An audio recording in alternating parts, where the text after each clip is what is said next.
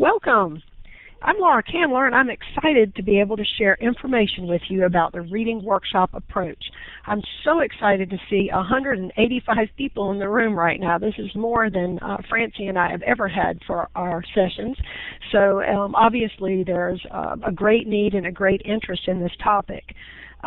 It took me over 25 years of teaching. I'm a semi-retired teacher now, I guess I should say. It took me over 25 years of teaching before I discovered Reading Workshop and decided that I had to try it.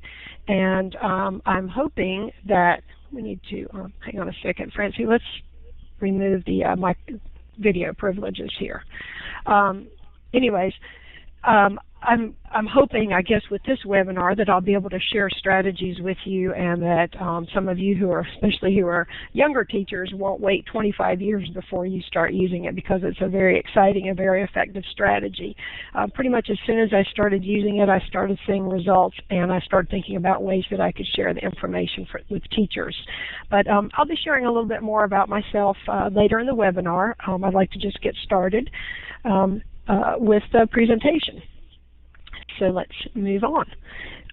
The first thing that I like to do is just give a short video welcome. And this won't take but a moment. Let me, whoops, I used the wrong button. Sorry about that. See if I can bring up the video. Give me just a moment. And hi, everybody. Welcome. I don't like to leave the video on because I know with a slow connection that what I'm saying doesn't match up. The voice and the picture doesn't match up. I find it's probably a little bit distracting, but I'd like to say welcome and just say hi to everybody before we get started.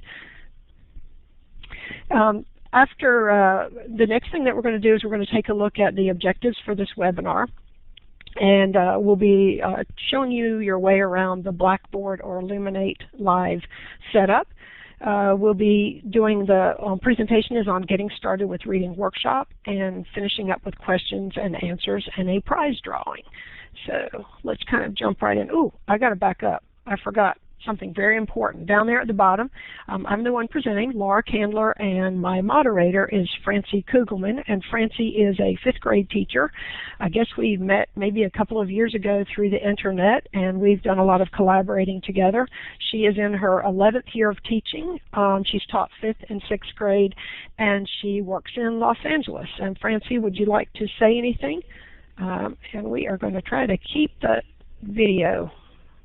I love being a moderator because I get to learn and listen to Laura and chat with you guys at the same time. I'm a multitasker, so it works well. And she does a great job with that, because when I'm sharing from the slides, I'm not really able to watch what's going on in the chat box. So what happens is Francie will read what's going on, and then she'll bring things to my attention if she feels like it's something that I need to know. But what I will be doing is stopping periodically throughout the presentation and asking people for their input. So the objectives for this webinar is that by the end of it, you should know how to get started with Reading Workshop. And we'll be talking throughout the webinar about the benefits of Reading Workshop, and I'll be asking you at the end to input some of your ideas into the chat box, either based on your own experience or based on the things that you learn about in the next 45 minutes to an hour or so. So be ready to contribute your ideas at the end. And hopefully, as a result of all of this, you're going to learn how to inspire your students to love reading. There are a few assumptions that I make as I present this. So I'd like to just mention these things right away and kind of and clear up these areas. First of all, I'm assuming that you love reading and you want your students to experience the joys of reading too. I've always loved to read. Ever since I was a little girl, I was reading everything. And it was real frustrating when I started teaching and found that most kids don't like to read. I'm also going to assume that your students will have access to a wide variety of reading materials, and that you're going to have some flexibility in your reading program, including the use of AR, Accelerated Reader. If you have to use that program, hopefully you have some flexibility. And finally, I'm going to assume that your students are at least minimally proficient readers. that they can read. They might only be reading Nate the Great, but they actually can read a little bit. Now, this approach, reading workshop approach, is really good for those kids who can read, but they don't want to read. They can, and some of them can perform okay on a reading test, but they don't want to pick up. They don't find any joy in it. Now, when you're looking at this list of assumptions, you might be thinking, well, some of those things aren't true about me, like I do have to use AR, and I can't be flexible with it, or I do have to use a certain reading program. And if that's true, I would still encourage you to attend the presentation and maybe pick up some ideas. You never know when things will change in your district or at your school, or you may go to another school where you have a little bit more of a flexible approach. So hang in there with us. I would say that this method is probably best for grades 3 through middle school. However, my partner, Pat Calfee, who teaches workshops with me, tells me that her background is more primary grades, and she says that as a second grade teacher, she could have certainly used these strategies with some of her students, even though others she may have been using some more specific approaches on teaching actual reading skills. So I just want to say that up front, I guess, because I know we're all busy people and I don't want to waste anyone's time, and I want you to be aware of some of those things before we get started. Okay, Francie, I'm going to let you take over for a few minutes. If you will walk through the next few slides and tell them a little bit about this room that we're in. Okay, so welcome to Blackboard, and Laura, we have over 200 participants. I just saw that. Isn't that exciting? So awesome. So if you look at view and layouts and go to the wide layout, you'll be able to see the chat board and the screen, and it's a nice way to do that. And if you want to talk, you just type in the little chat box, hit return, and you can see your chatting posted. We also have interactive tools, and sometimes Laura will say, how many of you have ever participated before? And for example, I just added a check. So that's how we poll people. So that's how we get instant responses. So it's really fun. And let's say something's happening in your house and you have to step away. There's a little door on the right-hand side next to the check. And if you notice, my name now is in italics. And that means I've stepped away. I haven't dropped out, but if you want to talk to me, I'm not available. And now I click it back again, and it shows I'm back. And let's see. The next part is the audio. If you look on the far left, there is a microphone, and later on Laura will open up the microphone, and you have to have a headset, because if you don't, there'll be this horrible echo. But if you do have a headset and you want to talk, you just raise your hand and then you click on the microphone, and it goes from a low position up to a raised position, and we will give you microphone privileges. But everyone can chat because we're all multitaskers, and Laura will be busy talking to us, so she won't be reading the chat, and that's what my job is, to read what you're saying, and if you have some questions, alert her. And if she doesn't get to it right away, we'll try to get to your questions towards the end.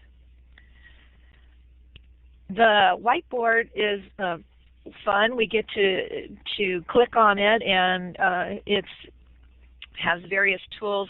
Laura will talk about this, a wand, and if you click on the wand, then you'll see all sorts of symbols that you can click on at the bottom, and you can add it to the whiteboard when it's time for us to do that. So you can see I'm making bright little stars all over the place. And we get to finally all get to participate. So if this is your very first live session with a webinar, you can click A. And hang on a second, Francie, we need to change the polling features over, so let me do that real quick. Okay. Next, all right, here we go. Now we've got. If you're participated and watched, like our Donors Choose webinar or any webinar in the past, you can pick B. If you've actively participated, C. And if you've been a moderator, you can click on D. So that lets us know how many of you are new to webinars and what Blackboard offers. So everybody, so let's give everybody it right now. Let's wait for, we can show the poll results in just a moment.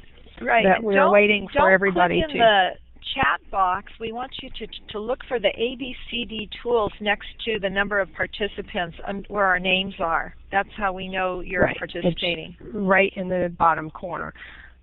Okay, I'm going to go ahead and put those results over to the whiteboard area and slide it out of the way. And it looks like we've got about half the folks. It's their first live session, so that's exciting. And then we've got maybe 20% participated as an observer, watched a recording, and looks like I'm having a hard time reading the small print. 17% participated actively before, and just a few have been a moderator. So welcome to everybody. Okay, let me move on. Francie, you want to do this slide too? Oh yeah. Now we get to all click on the wand and then click on a part. See, I'm demonstrating. I'm in Los Angeles here, floating in the water. So everybody click and tell us where you live. So click down on the map, but then in the chat box, actually type where you live. Whoa, lots of people typing.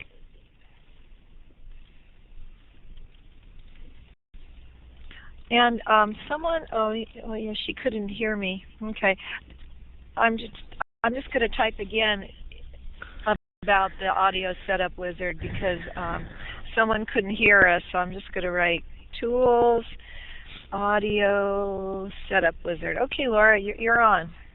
Okay, one thing I wanted to mention is if my voice gets real high pitched, which it might be doing right now because I see it looks like there's a slow connection, then I'm going to sound kind of like Mickey Mouse because what happens is there's a slow connection and then I guess the audio tries to feed all at once and it sounds like Mickey Mouse, and there's not too much that we can do about it. Sometimes it'll happen just to one person if it's just one person that has the problem. Okay, it is time to actually move into the reading workshop part of the session. So this is my opening slide on Reading Workshop Works, and you'll find out why I titled it Reading Workshop Works, and I'm sure that you can guess. Let me go ahead and clear out, there we go, clear out the screen to get started and put my check mark right. Okay, this is actually a student that I had in my classroom a couple of years ago, and it's just, I like that picture because you can tell that she's totally into that book, and that's what I experienced when kids were doing reading workshop. So the first thing I wanted to start with is I didn't want to have an assumption that everybody already knew what reading workshop was, because a few years ago I'd heard of it, but I really didn't know too much about it. So just in a nutshell, I guess, it's an approach to teaching reading in which students choose their own books, read independently, and confer with their teacher. So I'm going to be giving you a lot more details on it later on in the session, but that's just kind of an overview in case you're trying to ask yourself, well, have I done this or have I not done this, or exactly what does she mean by this term. So if you'll keep that in mind, I'm going to do an activity where you'll get an opportunity to interact with me in just a moment. I'm going to ask you for some feedback on how familiar are you with the reading workshop model, just the basic reading workshop model that I described a moment ago. And I'm going to use animals to represent each level of familiarity. So the first level is a snail. You're a snail with Reading Workshop if it's a brand new concept for you, so you're just sort of creeping along with it. And you're a turtle if you're somewhat familiar with the Reading Workshop approach, but you haven't actually tried it in your classroom. You're reading about it, you're thinking about it, you're just about ready to try, but you haven't actually done it with kids. And the rabbit is hopping along with Reading Workshop. The rabbit is someone who has been using Reading Workshop with students. However, they feel maybe a little uncomfortable, or they really feel like they need more strategies. They like the basic concept, but they need a little bit more direction. And then the horse is galloping along, and they could probably just take right over from this, take the microphone and just teach in place of me. They may have been doing it far longer than than I did, and they have lots of things that they can contribute to our session. So now what I'd like you to do is use the tools on the left side of the whiteboard and click on the wand, and then go down to the bottom and find a smiley face or a check mark or something, and just place it down underneath one of the animals to show where you are. So snail is, don't really know anything about it. Turtle, you've done a lot of reading, you haven't tried it in your class. Rabbit, you've tried it, but you need a little more direction. And horse, galloping along, we're going to expect to hear from you. So, okay.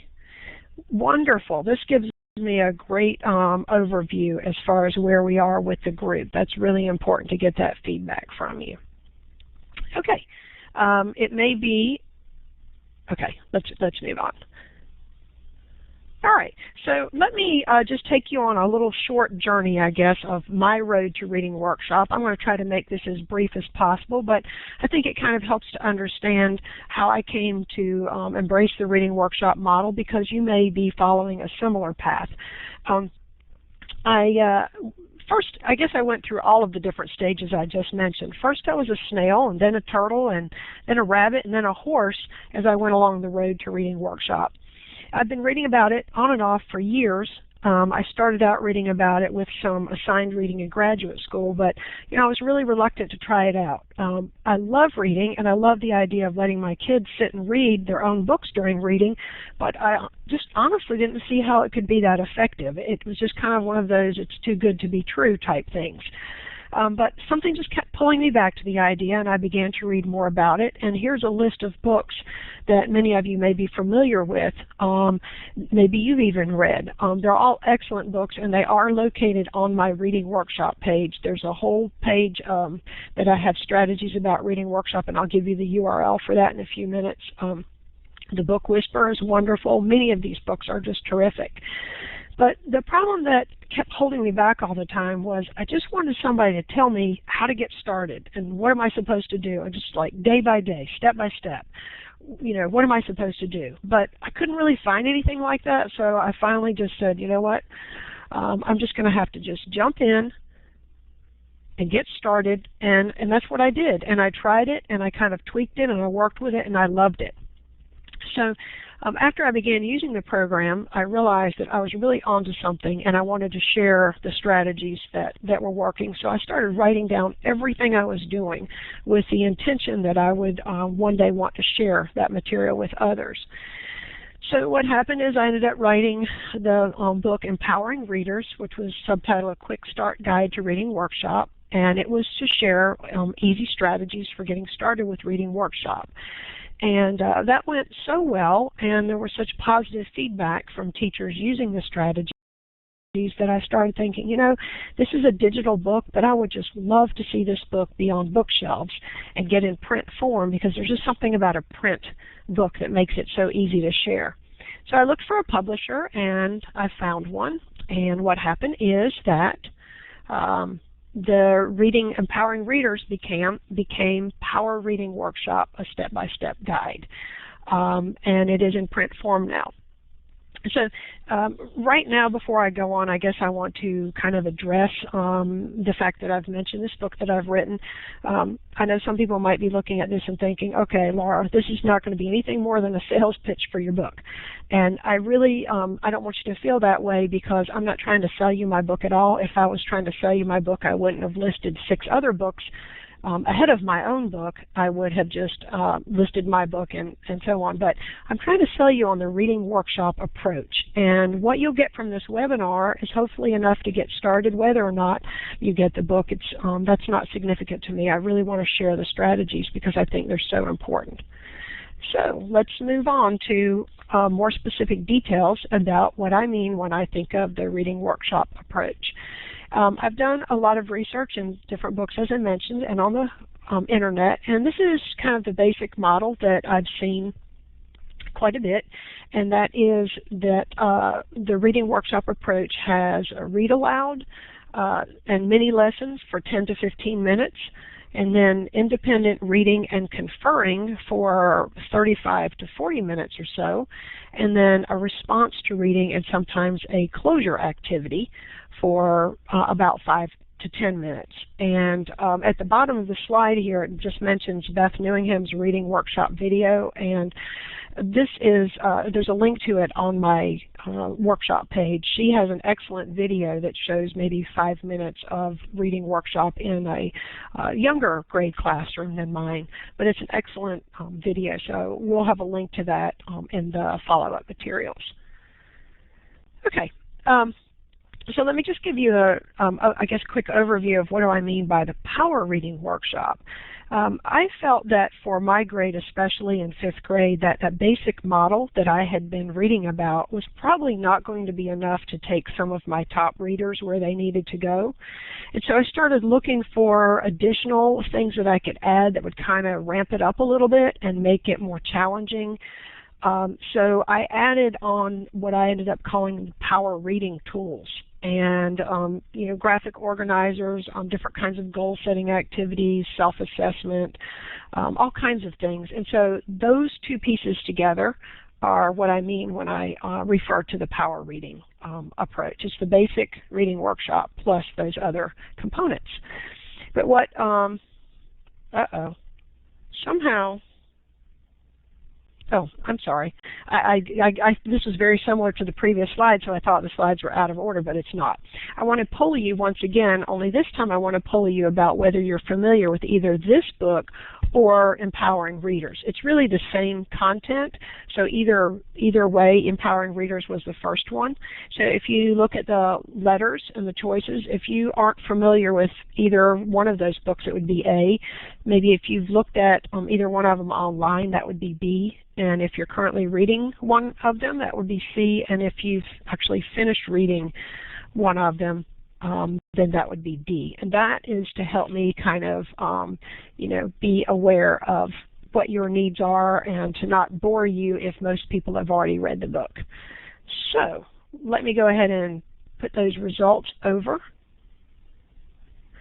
So it looks like about 42% are not familiar with either one, and 21% have previewed them so they know a little bit about it. So what I'm doing today then is appropriate, I think, for this group. And some of you who've already read one of the books, please feel free to jump in the chat area and share some things. Okay. So what we're going to do is we're going to get started with a description of reading workshop. This is just a snapshot of one of the pages in the book, because I outline step by step what you need to do, or what I like to do. You can tweak it however you want for the first 10 days. And we're going to get through, I believe, about day 6 of the reading workshop.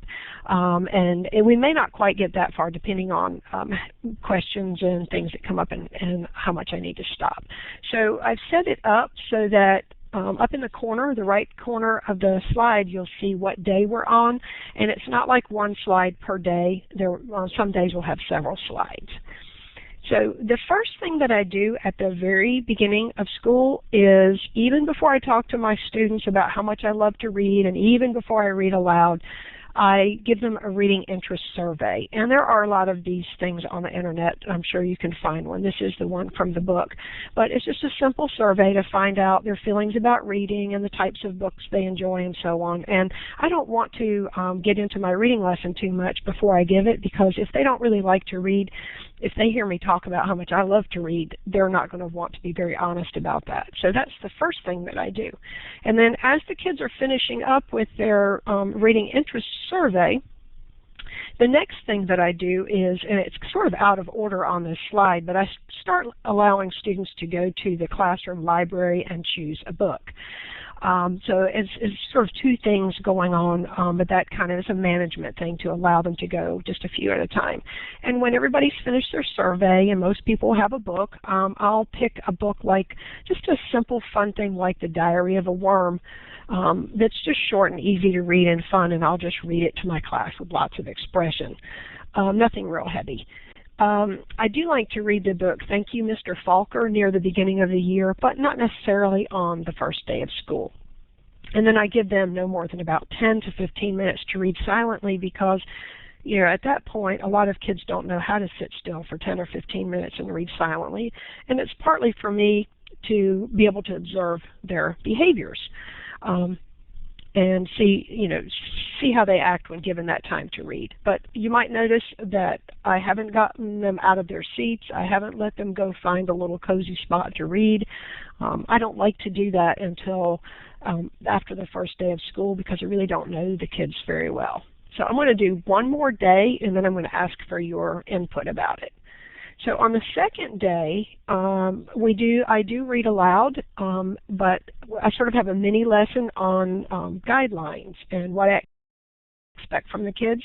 And I tell them that I know that if they're like me, they would like to get comfortable and sit or lay somewhere to read that's not near their desk. But before we do that, we've got to talk about some guidelines so that we can respect the rights of others. And here are some sample ones you could use. I find that it's best to make sure that you've had a bathroom and water break pretty close to before you start reading workshop, or they're all going to want to get up and go. An important rule is to choose a reading spot and stay in it. And a lot of times kids find a spot, and then a few minutes later they want to get up and move to another spot, and it's very distracting when they're moving around. A third one that's very important is that they need to bring enough reading material to keep them reading the whole time. So if they just bring a little book like Diary of a Worm and they're a 5th grader, that's not going to keep them busy for 20 or 30 minutes or even 10 minutes. So they need to make sure they bring several books with them, because that's the rule. You choose a spot, you stay in it, and we keep the distractions to a minimum. We remain quiet and respect the rights of others and just get lost in their books. If you don't want all of your students out of their seat at the same time, I found it real helpful to use a little popsicle sticks system. Every year I write the names of the students on a wooden popsicle stick, and I put it in a cup. And then I'll draw out, like, let's say if I have 24 children, then I might draw out 12 names one day, and then I tell the kids, those kids can go choose a spot to read, and then the next day they switch out so that they're alternating days. Okay, I'm going to stop talking for a minute because I have not been able to read one single thing going on in the chat box. And if Francie wants to add anything, or Francie, you've seen any questions pop up, and if anybody wants to contribute maybe some guidelines that they have or things that they do on the first day, feel free to put those in the chat area. Remember that if you're trying to send it to the room, make sure that it goes to the room and it will appear in black, and don't leave it set on a setting where you're just privately chatting, unless you intend to do that. Well, Laura, a lot of people have mentioned they're using the Daily 5, which has a lot of interesting ways to get kids using books. And people have AR set up in their rooms, accelerated reader, and I've told them that you used to do AR, but you've sort of changed your philosophy on it. Yeah, I know that some people don't have a choice and they have to use AR, but the reason that I changed my philosophy, and believe me, I was a diehard AR fan from way back, like, I don't know, 15 years ago. You know, I really was impressed by being able to quiz those kids to find out if they were really reading, and I just thought that it was going to be everything in the reading program. And what I found out after years of using it is it does have its advantages, but the problem is that kids who are brought up on AR and a steady dose of AR kind of start thinking of reading and AR being connected. And the story that I love to tell is the boy in my class, the last year that I taught, I had actually looped.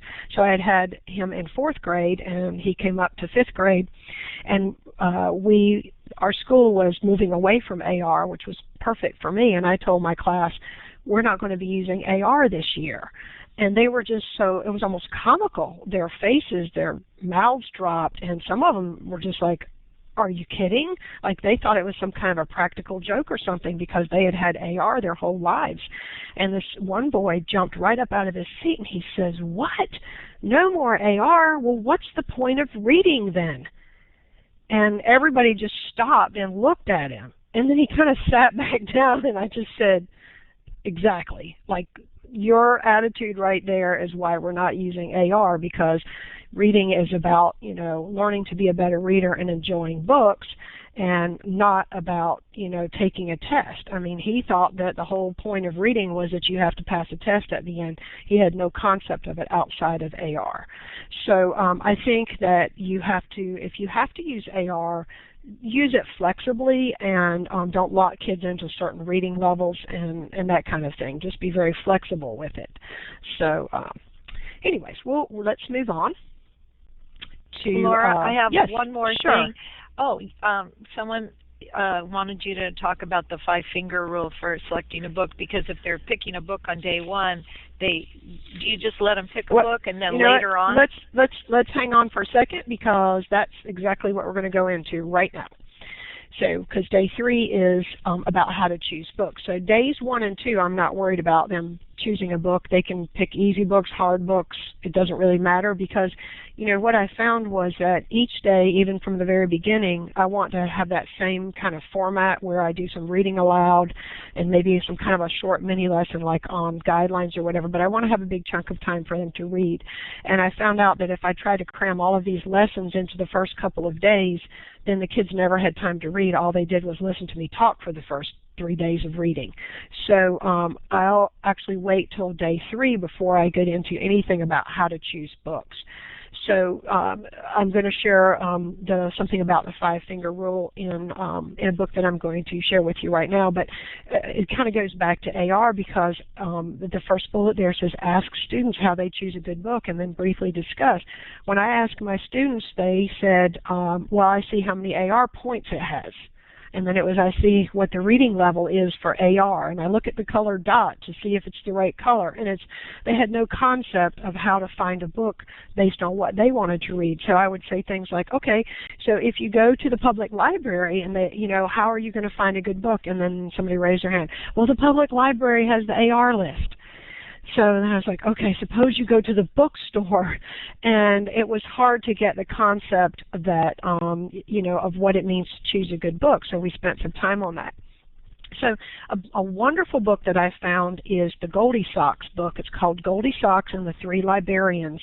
And I really don't know how this is going to work, but I'm going to try to see if I can bring up my video camera here. The hard thing about this is me trying to hold the book and show it to you, but I kind of want to show it to you and see if this will work. So let me try to bring up my video camera and see if this will work.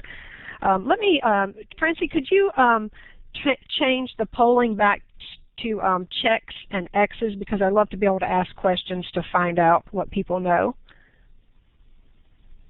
But here's the book, Goldie Socks and the 3 Librarians.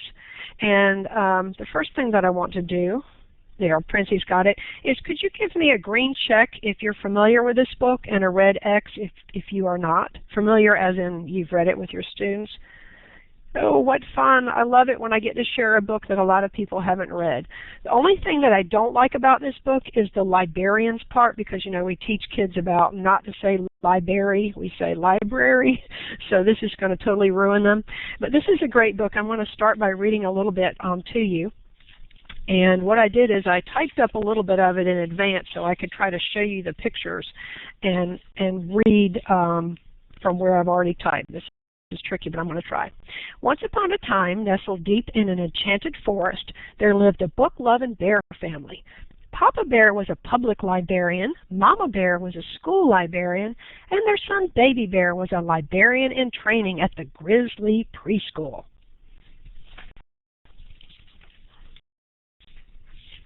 Give me a second here.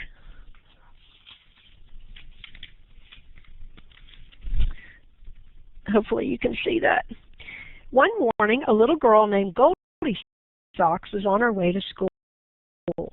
Goldie Socks usually walked along the road, but this day, since she was running particularly late, she decided to take a shortcut through the woods.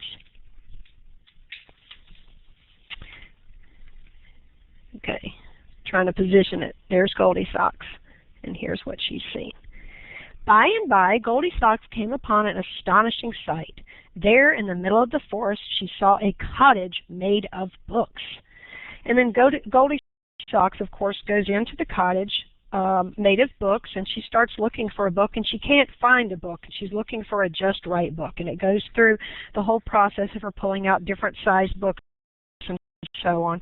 But the part that I wanted to share with you is about the 5-finger rule, because it has a picture of her, and it says, Goldie Socks wandered over to another shelf and opened up a chapter book. She used the 5-finger rule to see if the book was too hard. She started with a closed fist. When she came to a word she couldn't read, she put one finger up. And then it goes on to explain that if all 5 fingers are up, then the book is too hard. So there are different variations on this. It's hard for me to position this book so you can see it. But the thing that I really like about using this book is that it introduces some of the concepts about how you go about finding a book. And I'll let the ending be a surprise ending for you, but you'll enjoy it. And I used it with my 5th graders, and they thought it was great. So, you know, it's not too baby. I don't think it's too babyish. It was a fun book. Okay, so that's a great one for you. There are others. I know there's a book like Going on a Book Hunt or something, but it seems like, if I recall, that one was a little bit more primary. I thought the Goldie Socks one was really good. And then create a class chart of ways to find a good book. And before I go to the next slide, would anybody like to contribute anything in the chat box about how they teach kids to find a good book? Or what I use the terminology easy, just right, and challenging as a way of getting kids to identify and say it's okay if you sometimes read a challenging book or an easy book, but you usually want to try to find books that are just right for you. As far as books that are too easy, I saw a question pop up about kids reading books that are too easy. At first, I'm not really worried about that because I don't know the kids very well, but as I get into the next day, which gets into, let's see if I can, let me explain about this before we go any farther. Also on day 3, I introduced something called my reading record, and it's just a place with the title, author's name, and so on, and it has the level of the book, whether the child just classifies whether it's easy, just right, or challenging, the date they started, the date they finished, and also the genre, which we get into some lessons on genre, and you could adapt that chart any way you want, but that's where I start teaching the kids to write down what they're reading, and they bring that to me when I start conferring with them, and it gives me kind of a record to look at about what they are reading and whether they're finishing their books and so on. So on day 4, I start conferring with the kids, and some people might ask, well, like, why weren't you conferring with them from the first day of school?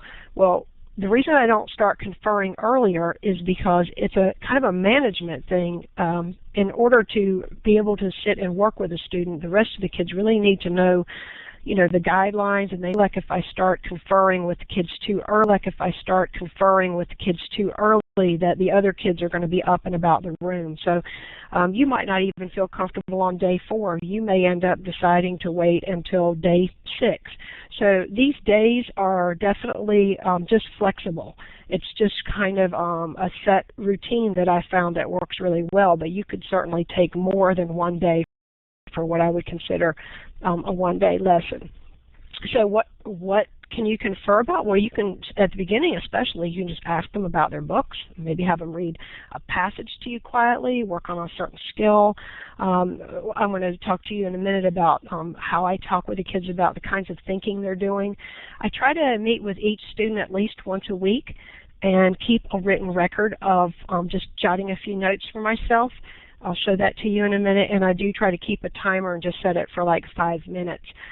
Later I'll mention to you a bit about using guided reading, because that's one of the power tools that instead of conferring with kids, you can do small guided reading groups.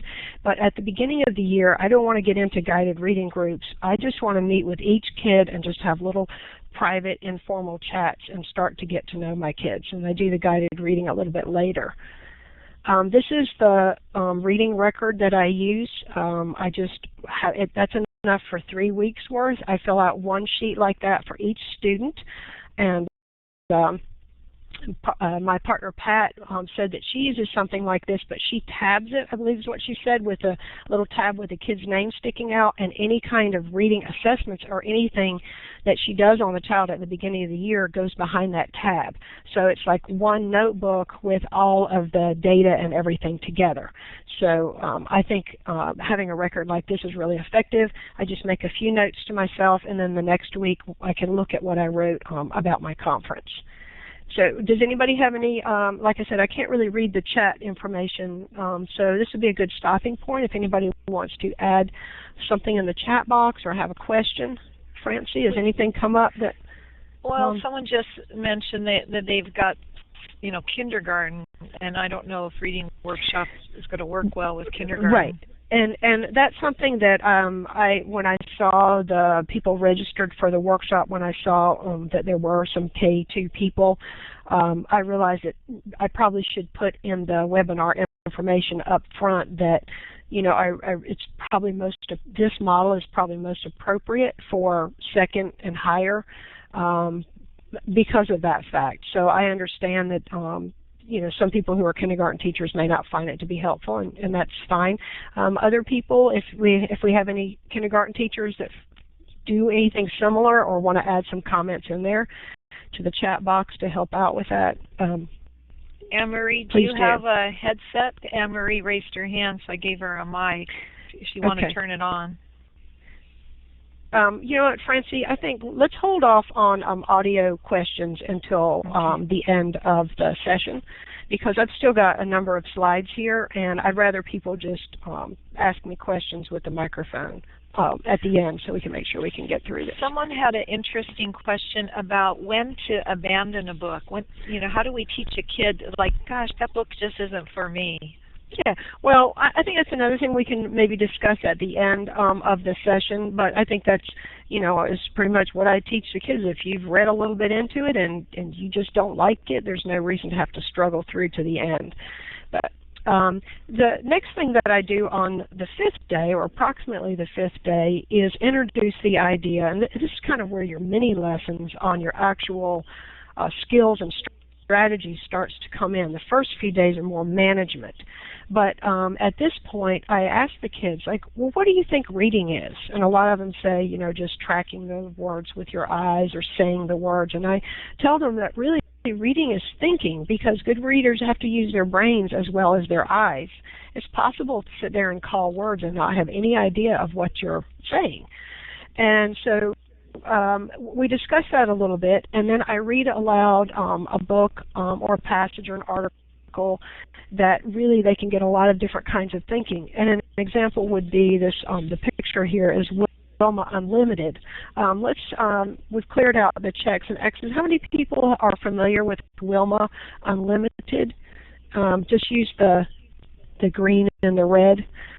The back of the book says, the dramatic and inspiring true story of runner Wilma Rudolph, who overcame incredible odds to become one of the world's finest athletes.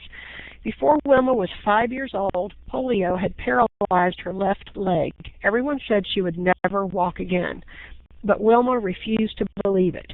Not only would she walk again, she vowed she'd run. It was hard work, but at last she did run, all the way to the Olympics, where she became the first American woman to earn 3 gold medals in a single Olympics. So this is a short story, but it's engaging. I know it is definitely an upper elementary and probably middle school even. I'm not sure how young you could go with it, but there's a lot of thinking that goes on during a story like that. I'm going to give you an example of the types of things that kids talk about when we bring this up. They describe how they might visualize her running. The pictures are very I don't know, they're more artistic. They're not like photographs, so you have to make a mental movie about what's going on in the book. Or maybe you're making predictions about what's happening. You're asking questions about things you don't understand, or making a connection. Somebody that likes to run might make connections. And they reread parts they don't understand, and they figure out new words based on context clues. So this is basically kind of a kid-friendly way of introducing the idea of the importance of different reading skills and strategies. And then on the 6th day, I introduce written response. So the first 5 days, I haven't even really had the kids writing anything down, because writing can really turn kids off to reading. And I did notice, I apologize, I noticed a little while ago that I lost a word there. It says start by asking for short responses about what students are reading. I think the clip art covered it up. Responses can include summaries, reflections, predictions, all kinds of things. It doesn't have to be like a whole journal entry. At this point, I like to do something very quick, and I came up with this form called the Book Notes form, and I'll show it to you on the next page. This is actually on my website, but you might have trouble finding it because I'm not even sure if it's listed in a public area anymore. You may have to just do a search up in the little green search box on my site for the Book Notes form. And it's definitely in the Power Reading Workshop book. But what I do is before, like on Monday, before they kind of go to the carpet or go sit somewhere to read, they get their book out and they put what page they're on. And then they have their 30 minutes to read, and when they come back to their seat, they'll put down what page they ended on, the title of the book, and then just a few sentences about what the book was about. And this turned out to be a really easy way of keeping up with what the students were reading. Each day I would collect it and check over it, and I did start giving kind of a participation grade like S, N, or U, satisfactory, needs improvement, unsatisfactory, kind of based on whether they were actually reading during that time or whether they were, goofing off or doing something else, whether they filled out the form. But I found it was really helpful because if kids were absent or they were pulled out to some other class, I would have them write absent or went to the gifted class or whatever. And at the end of the week, it was very clear that there were a lot of kids that were actually missing big chunks of the reading class because of checking in late or being pulled out somewhere and things like that. It was like a good record that I had that when people want to know, why is this child not making progress? Well, the child's not in my room very much. It also was good because I could track patterns where kids would start a novel and then the next day they would start another one and another one and another one, and that told me that they were having a hard time finding a good book. So this was just a very easy form that was kind of the preliminary to doing more like journaling and that kind of thing, which came a little bit later. But I felt this was not very intimidating to the kids, and it really kept them accountable. So I knew I'd only have time to get through maybe 6 of those first 10 days. There are 4 more days in the first 10 days that have very specific lessons. You're free to mix them up and change them, but it's just the way that it worked really well for me to get started. And then I also put together a discussion group that's actually still in existence called the Empowering Readers Learning Community. And those teachers gave me wonderful feedback on the strategies as I was writing the Empowering Readers book. And so together we created 10 lessons that are very effective, and then a bunch of other tools that when you, especially for maybe 3rd, 4th, and 5th grade, when you've mastered those basics, you want to start taking those kids a little bit farther. So teaching them about different genres and the importance of nonfiction, how a lot of our everyday reading is nonfiction, was important. They have reading logs. It kind of outlines how you put together a power reading log. The guided reading groups I'm going to talk about in just a moment, how to use graphic organizers and goal setting, all kinds of things. That we just don't have time today. Whoops, oh, I'm sorry. I must have held my finger down too long on that. Okay, here we go. All right, so I just wanted to mention guided reading briefly, because this is something that I wasn't doing enough of at the beginning. I was just conferring with the students. But I found that the conferences took so long that I really wasn't having time to focus on some skills. So it was really the teachers in the Empowering Readers group that kind of convinced me that I needed to try to do really small, quiet, guided reading groups during the independent reading time. Now, as a little point here, I don't do conferences, individual conferences, in the same week that I do guided reading. So one week I try to have an individual conference with each kid, but then the next week I might do guided reading groups, but I just can't imagine trying to do all of that together. I think that you should be creating new groups on a regular basis and not just keeping the lowest kids together. So that's why it's often called flexible guided reading groups. I will admit that that's difficult to do when you have a core group of students who are really struggling, but as the year progresses and the children improve their reading, you'll find that it's a lot easier to mix them up. And I highly recommend a book called Guided Reading in grades 3 through 6, and it has a long subtitle, something like Everything You Need to Know to Implement Guided Reading. That is such a wonderful resource that I really decided not to try to cover guided reading too much in my book, because it's like Mary Browning Schulman has done so much, and she has everything you need, and so I just want to recommend the resource. One thing I love about her book, she has specific mini lessons, and she has 20 passages in the back of her book that are mostly things like fairy tales, folk tales. They're just one-page passages that you can use. They're nonfiction or fairy tales or folk tales, things like that. Not very many stories that you can use for your guided reading groups. So if anybody would like to put something, I see a lot of people are chatting anyways, but if you want to enter any other resources that you can think of that are good for guided reading groups, please enter that into the box. I'm sure you guys have lots of ideas. And I see Lori says it's a lot of work. It is a lot of work.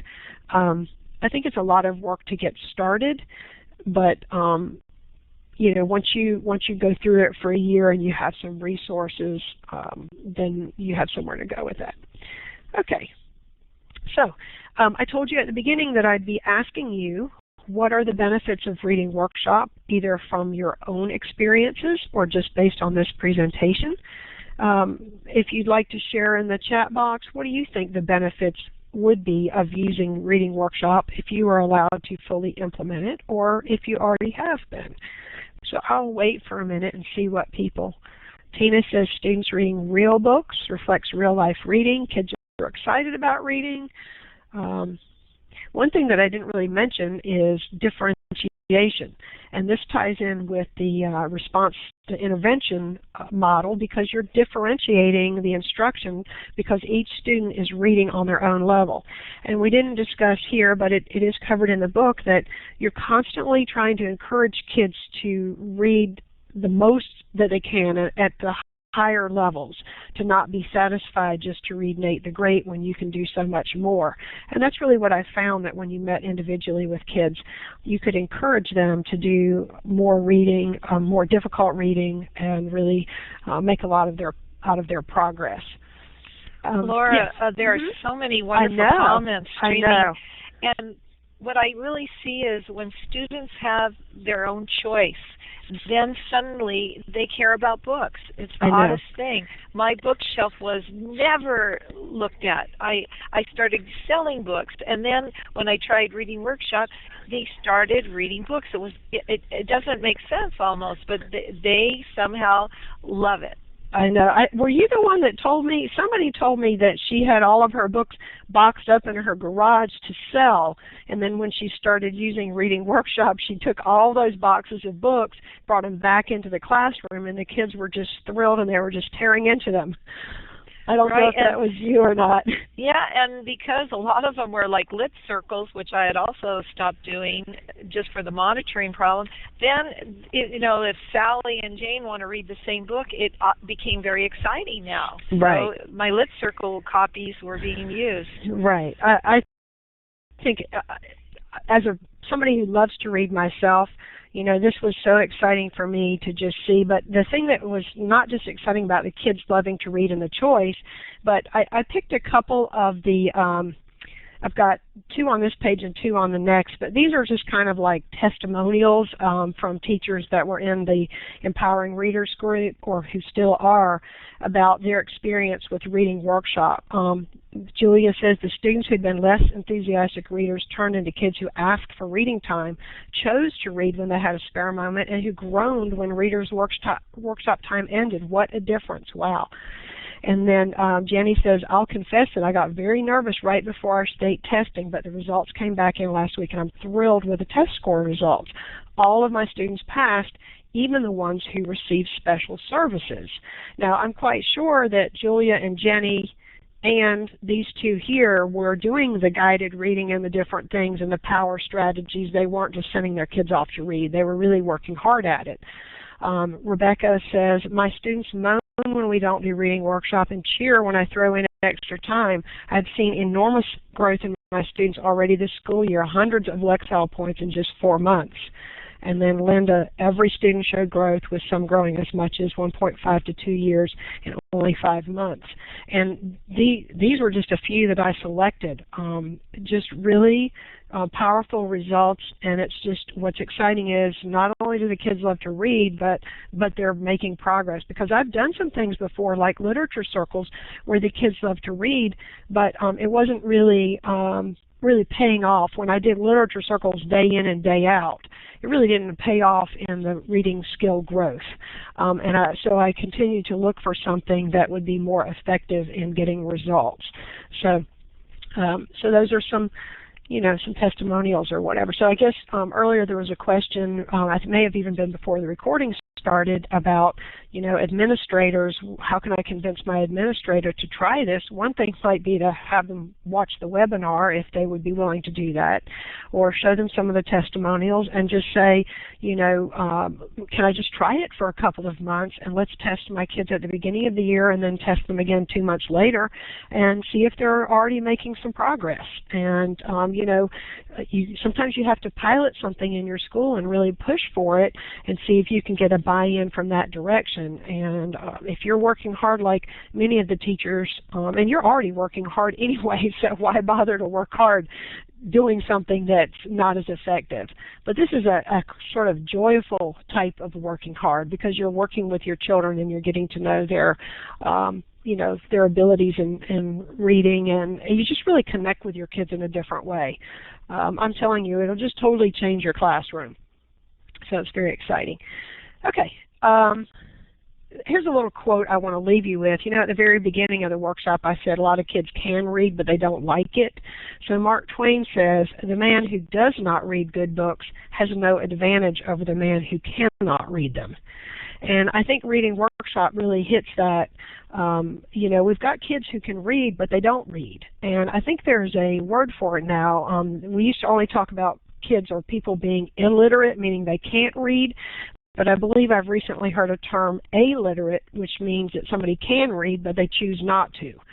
And either way is sad, especially when reading can bring so much joy to people and can be just the way that you learn and so on. So I really urge you to try to find a way to make it work. Now, what I'm going to do is, because it's like, according to my watch, it's just a few minutes before the hour, what I'd like to do is do the drawing for the book first, and then we'll come back and do the questions. And last time, we hung around for a good 15 or 20 minutes answering questions, and people took the microphone and stuff, so that's fine. But for people who are, really on a time schedule and they only had this 1 hour, I want to go on to the winner. So here's what's going to happen. This is different. In the past, I had everybody raise their hand if they were interested in winning the prize, but the problem was that people raised their hand and people started exiting the room, so it kept shuffling things around. It just didn't work out. So what I've done is I used the original sign-up list. We had over 500 people register, so I downloaded all of the names into a spreadsheet, and then I used random.org and picked a number. And I'm going to call out the person's name, and if it's you, you type in I won. Now, if you logged in with your real name, then it's going to be pretty obvious that it's you. But if you logged in with a different name, if it's you, that's fine, but you'll have to email me from the address that's connected to the name. So like, I have your name and I have your email address. So I've thought through this because I don't want somebody claiming it. But what I'm going to be doing is giving away a copy of my book, Power Reading Workshop, and I will autograph it and put it in the mail to you. And if you don't want it because you already bought it, then you can simply let me know when you email me later that you would rather have something else from my website because you already have a copy.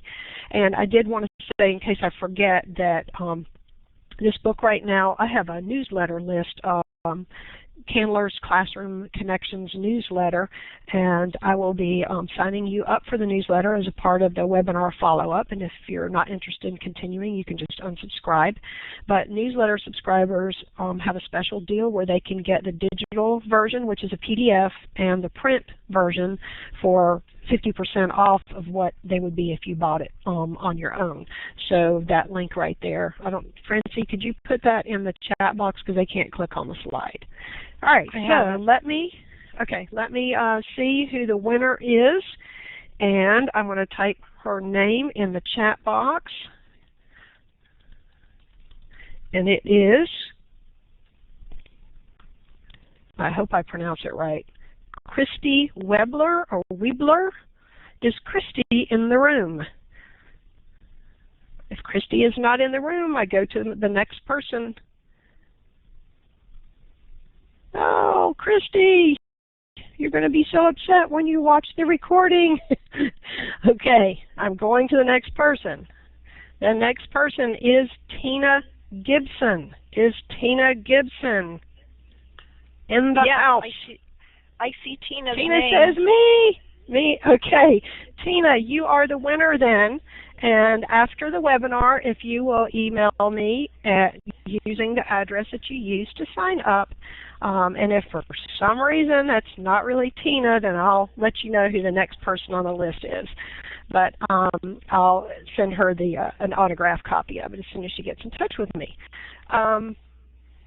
Let's move on to the last slide, and that is that I wanted to tell you about, just thank you for attending, and the next webinar is called Mastering Math Facts, and it's about how to make sure that all of your students know their basic math facts. In particular, times tables is where we focus, even though a lot of the strategies will apply to addition.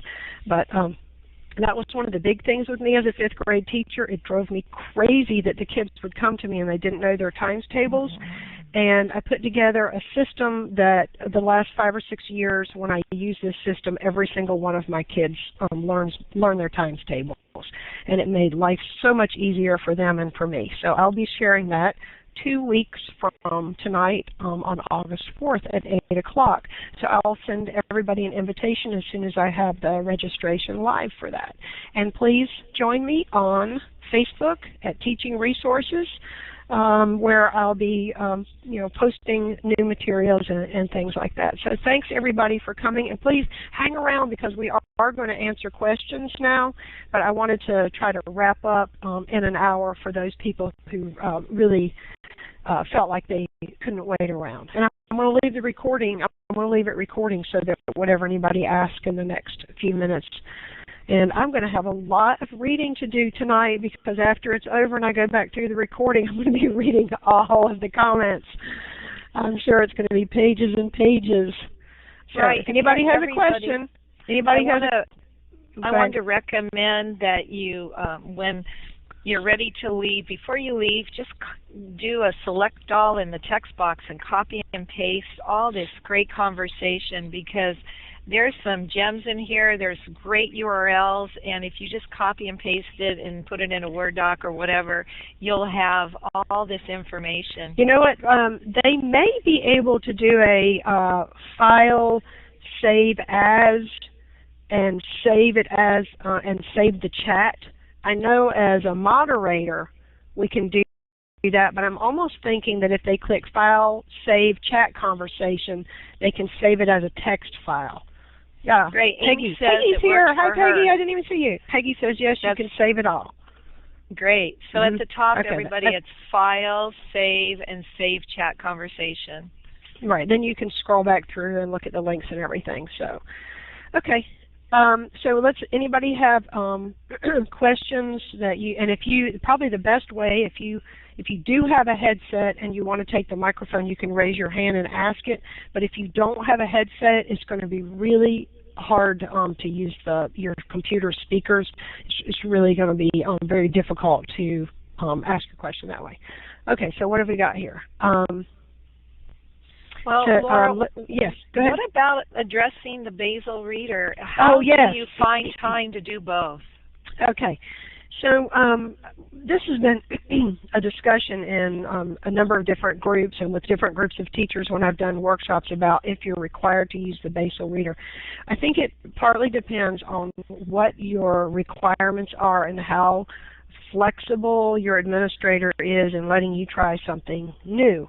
If they say, well, you need to use the basal reader, but they don't really specify, then you could use it for read aloud selections. You could use it in your guided reading groups. You could have the kids just read the story one day out of the 5 days in the week. Or like Francie, you said that you did your basic reading, your regular reading program, but then you found another block of time later for the reading for pleasure. I myself could never find another block of time because I felt like every single day was just crammed with stuff I had to do, so I had to try to figure out how to get it to work, you know, during the reading block. And I was lucky because I had an administrator that, even though our district was, you know, all about you've got to do this literacy framework and everything, I had an administrator that was supportive of, as long as I got good results, I could do something else. And that's kind of how I attacked it. So the other thing was, okay, so we said you could either use it for like skill lessons. Oh, I know what I was going to say. Some people talk their administrator into it by saying even though they don't use the stories in the basal reader, they will follow the pacing guide and the skills. So whatever their grade level is doing, maybe they're working on predictions or something like that, then they will make sure that they use, they teach that in a mini lesson. So that's one way of getting into, you know, kind of easing into the program. Then when you start showing results, people are a little more likely to let you be flexible with that. Okay. Let me look and see what's coming up here. I know there's like all these questions. There's some people talking about vocabulary, vocabulary words, weekly vocabulary, incorporating writing. You know, the writing is a totally different piece. So, I mean, there is written response to in reading workshop, but like the spelling and the writing was considered outside of that. If you notice, the block of time that I mentioned at the beginning is more like an hour block. And a lot of people do have like a 90-minute or a 2-hour block for all of their literacy components. So I just used the hour for the reading workshop, and I used the rest of the time for writing and spelling. And I just noticed Peggy asked a question about the recording. Peggy, I am going to post the recording link, but I usually just post that on my website. So I'm not sure if there's something else that I'm supposed to be doing to post the recording on Learn Central. But if I need to do something else, I'll do that. But yes, I would definitely be posting a recording. Laura, someone has a question about how to make sure the kids are accountable, and they said, do you use graphic organizers, or what do you do? Yeah, so for grading, the book notes form is used a lot. We use a lot of graphic organizers. The mini lessons may have activities where I can take it up for a grade. You still do like quarterly benchmark tests, and you know, a couple of times during the semester we'll just do one of those reading test prep comprehension sheets, you know, just because I want to make sure that the kids are you know, reading and comprehending at the appropriate level.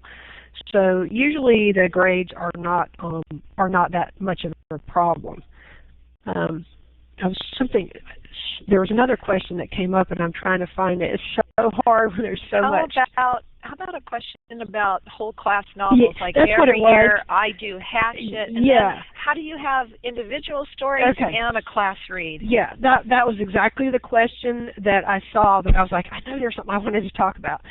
So when I would do a whole class novel or a literature circle, which I now call classroom book clubs because I don't like the old way of doing literature circles that had roles and was real cumbersome. I really like the classroom book clubs, which I put together like a whole CD that explains exactly how I do that. When I do a whole class novel or a classroom book club, I stop doing reading workshop for a couple of weeks. But I don't drag the whole class novel out over a whole 9-week grading period and every day have worksheets and have all these projects and stuff. I just don't do that because my feeling about projects is every day you spend doing a project is one day that you're not reading a book. And I really want the kids reading. Now we do projects in social studies and things like that. We might do skits in other areas, but I really try to keep the whole class novels to definitely no more than like 3 weeks to finish a novel, or the classroom book clubs. And the kids enjoyed the break from the reading workshop to do something like that, but then they really like going back to the reading workshop right after and choosing their own books. Okay, let's see, I'm looking at more questions. You know, Laura, you know how you have that chart with 20 books that kids read or 40 books? I didn't implement that. I thought it would scare them off, but can you just tell us how it sort of inspires them to read? Are you talking about the 40-book challenge? Yeah. Okay, well, the 40-book challenge is something that I picked up from Donalyn Miller, who wrote The Book Whisperer, and I used it with her permission. I actually took her basic idea. She's a middle school teacher, and she challenges her kids to read 40 books throughout the school year, and it's not like they're punished or in any way or graded down if they don't. It's kind of like a challenge she throws out to them. So I created a graphic organizer for this. Now, I used a 40-book challenge, and it was fine. Not all the kids met it, but it was just kind of like a challenge I had out there, and there's a form, and the kids would fill out the different blocks, like they have to read a certain number of historical fiction, they had certain free choice books, they had to read informational books, and it was really effective because it kind of specified a wide variety of genres, and it encouraged them to not just read the same thing.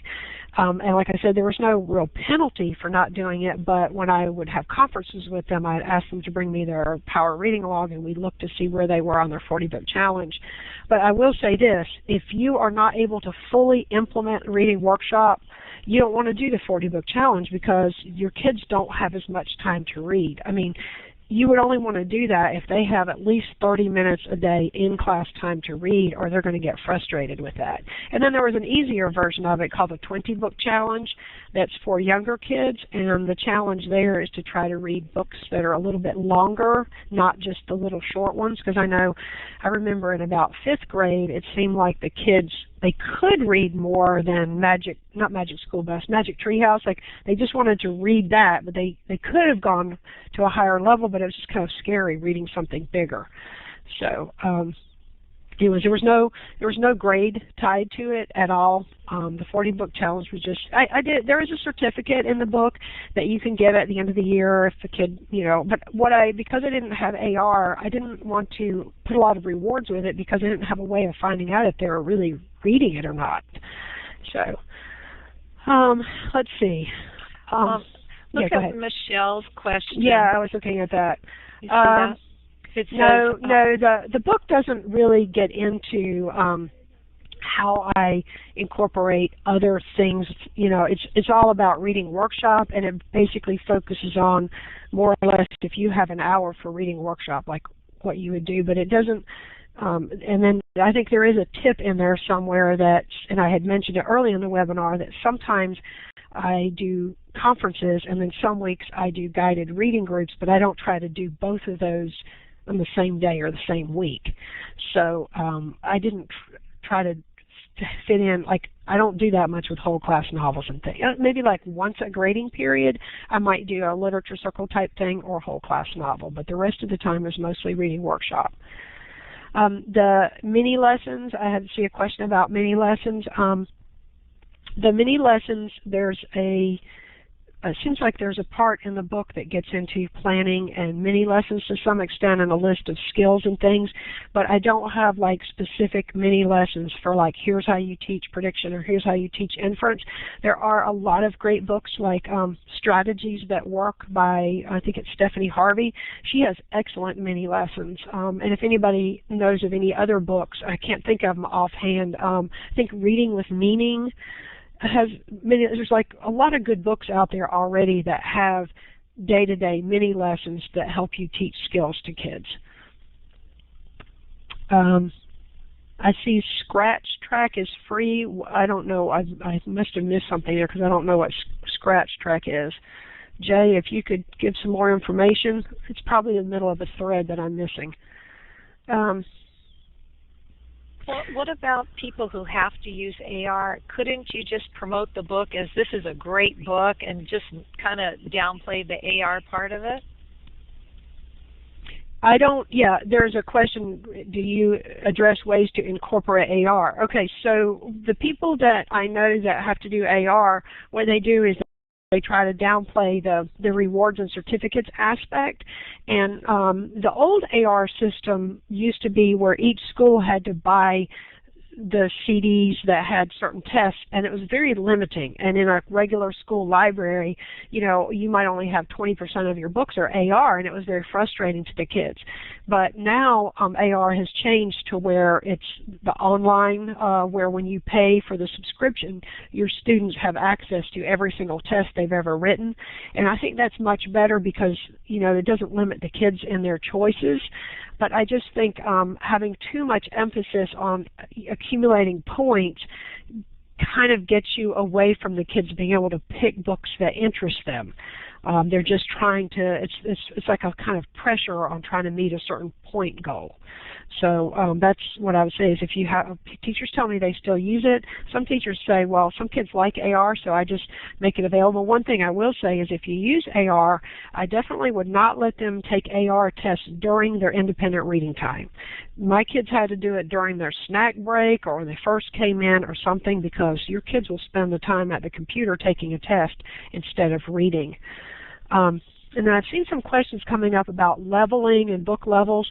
The thing about the reading workshop approach is that we don't really look at levels. It's like we teach kids how to find books that are good for them, and we don't worry about, you know, coded lettering systems and saying you should be reading this book because you're on this reading level.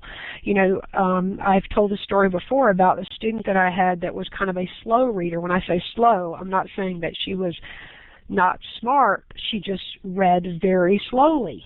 And she was reading the book Redwall, which is a big, thick book, and it was taking her forever to get through it. And this was in 4th grade, and I finally just kind of said, her name was Taylor. Taylor, you know, I talked to her several times. Maybe it's not a good choice for you. Maybe you can read it later in the year. And I basically convinced her to give it up.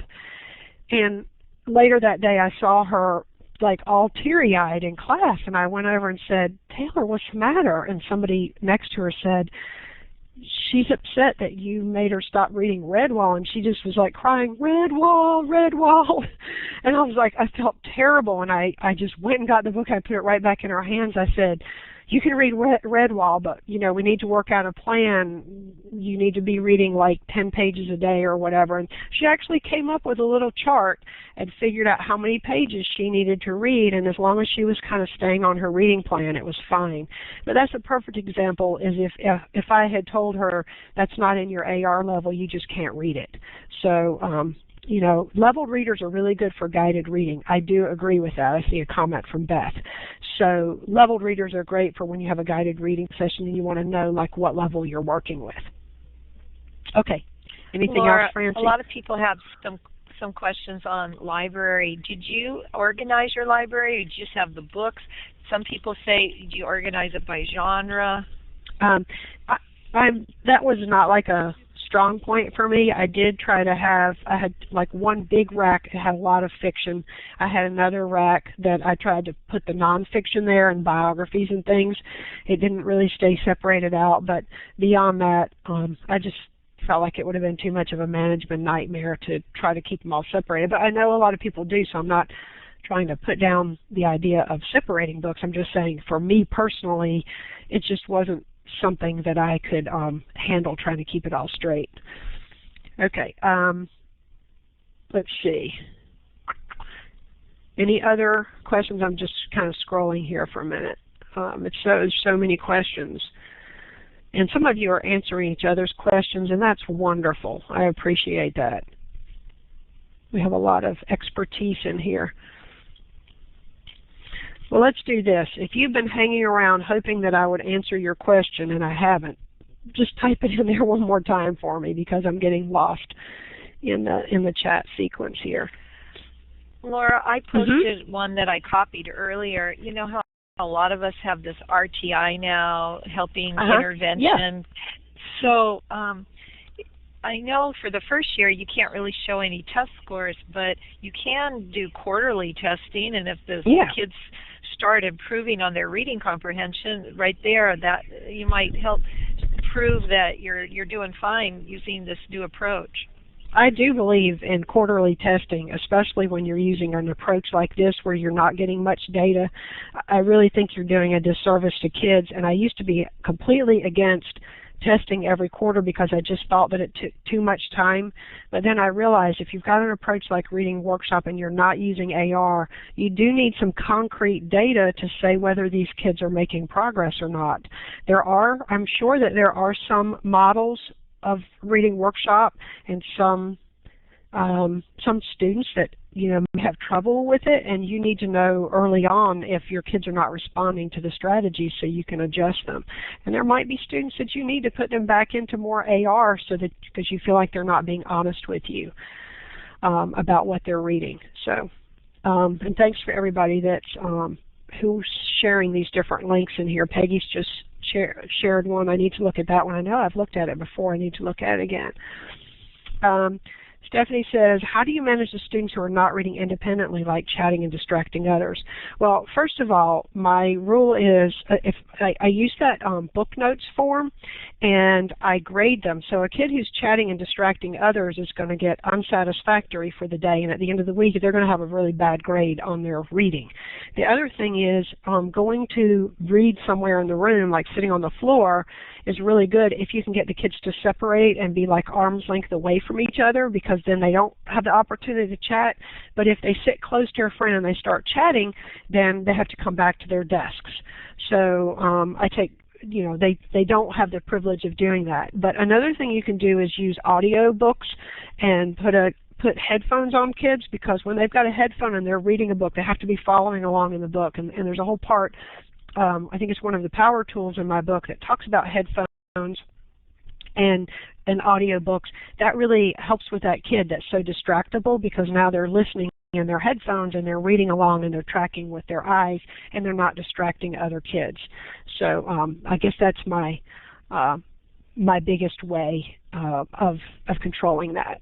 Really, once the kids learn to I'd say kids that are chatting and distracting others probably aren't that good at finding the appropriate book. And honestly, once kids start finding good books and getting involved in it, I don't have a lot of problem with that. Okay, let's see. Another question. What do you use to assess the reading level of kids? Our school system just had quarterly benchmarks tests, and we just used that, and I didn't really worry too much about what their exact reading level was. The grading came mostly from the book notes form, graphic organizers that we did in mini lessons, journal entries, and the occasional reading test. Okay, and that was enough grades for me. I don't use worksheets and graphic organizers to check comprehension. I know it seems strange to not have comprehension tests, like a kid's read the book, like where's the comprehension test? I guess it's just kind of like a mindset difference, that I don't feel like I need to check their comprehension all the time as long as they're making good progress on the quarterly tests. I don't know if anybody else wants to jump in on that one. I know we've kind of been, you read the story and you got to have this comprehension test at the end of the week, but that's just because that's the mindset that we've been kind of trained into. But a lot of teachers have used these strategies also very effectively without having that. So. When you have a conference with a student, it would seem that would be, you have conference notes and you have great questions you can ask about the book. So that's one way you can sort of see what's going on and how they're doing. Yes, definitely to some extent, but sometimes kids are reading books and you haven't read the book and you talk with a child and it's possible that they haven't read it, but I don't know, there's just this kind of enthusiasm that gets going in the classroom where it's like the kids aren't trying to trick you, it's like you're respecting them and they don't feel like you're always just trying to give them a test just to see if they read the book. And if it was just me and nobody else was getting those kind of results, and I might be backtracking and thinking maybe I need to go back and do comprehension tests, but others are getting similar results without having weekly comprehension tests. So I guess it's a matter of selling your administrator on that. Okay, let me scroll down. Looks like more questions are coming up. Okay.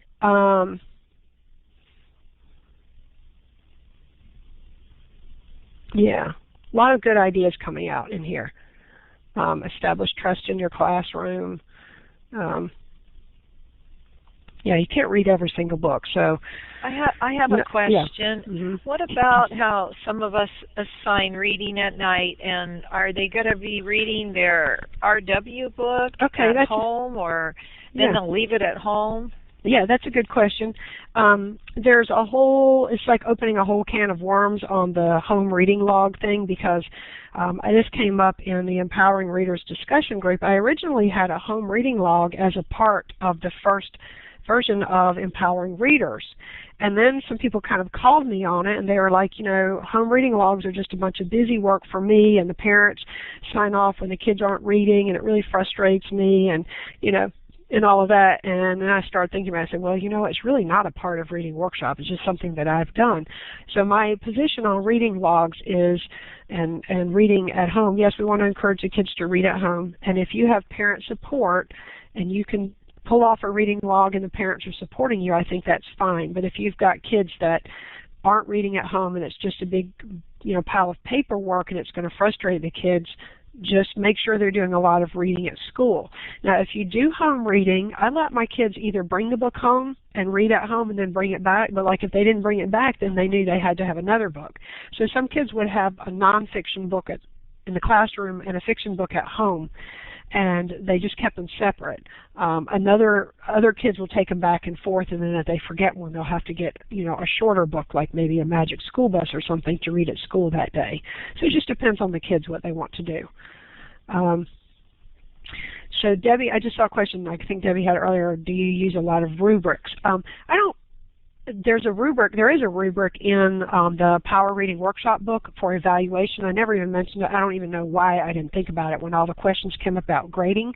But there are some evaluation forms where the kids do a self-assessment every 3 weeks, and it includes like what books they're reading and their progress on their 40-book challenge and that kind of thing. And I use that every 3 weeks, and it was a rubric. It was kind of a self-assessment, but I also got to give the final grade on that, and the parents accepted those just fine. And I use a lot of rubrics in things like science and social studies. I think rubrics are wonderful because they give, rather than just giving a grade, they give feedback about how the student can improve. Okay, I'm looking through it, more questions. It's just kind of random what my eyes stop on sometimes. I see, how do you enlarge kids' vocabulary? Kids may not be able to read a book because they don't listen to the vocabulary. In that situation, that's where the audiobooks are wonderful. So I tried to build up a big collection of audiobooks. And I even did an action research project on audiobooks and had tremendous growth in those kids. And I think they gradually improve their vocabulary just by doing a lot of reading. And I read aloud every day, and I put my book up under the document camera so that the kids can follow along. And I also had other vocabulary lessons as a part of spelling. Would you see, Tanya or Tanya, would you suggest using a blog to talk about what they read at home? I definitely love the idea of blogging. I'm not in a regular classroom setting this year, and I wasn't last year, but a couple of years ago I did have a blog dealing with literature circles. And I would like to put in a plug for a website called Edmodo. How many people know about Edmodo? Give me a green check mark if you know Edmodo, and I'll type the URL in there. Edmodo. Okay, this is really cool. It's like Facebook for schools because it's completely safe, but teachers have been telling me that they use Edmodo for book discussions, and like every night they'll put a question and then on the Edmodo class page, and the kids have to respond, and then if they don't have a computer at home, they will come in the morning and sit down at the computer and respond that way. And so I did think I had it in a newsletter or something before, but I don't think I talked about it in this webinar. But that's something that I would really love to be able to be back in the classroom and using Edmodo with my students, because I know they would love it. Okay. Oh, and that's right. Brian put about there's EdmodoCon. There's a conference on August 10th. So if you go to that site, look around and see if you can find that. I think I'm signed up for that too. I need to check on it more. Yeah, just looking through, seeing. Okay. Michelle, I see a question again about your district's big on leveled readers. Is it a no for reading workshop? Well, I'd prefer students to be able to choose from any level they want, and personally use the leveled readers just for guided reading sessions. If you can get away with that, I just really think kids need to break away from thinking that they're restricted to a certain level when it comes to their reading for pleasure. That's my opinion, I guess. Wow, tons of great stuff in this chat. This is awesome. I think we're going to have to wrap it up. I can't believe it's already 9:30, but I think we're going to have to wrap it up, and maybe we'll do another reading workshop webinar at some point. But I wish you guys the best of luck on your reading workshop this year, and I hope that you'll all give it a try in some form or fashion, and perhaps there will be a follow-up to kind of a second level of reading workshop, but right now it seems like there's so many people that just kind of need a basic introduction. As I said, there is a link that we gave in the chat box, and I'll send it to you later if you are interested in the Power Reading workshop book. It does outline all the power tools and has specific lessons. Thank you, Michelle. I saw your comment. And Beth and everyone. I appreciate it. You guys are wonderful. You just keep me so pumped up. It's so wonderful to see the appreciation, and I appreciate you guys so much for spending your evening with me and contributing so much to the session. So, Francie, I think I'm going to close out and stop the recording now. So, goodbye to everyone.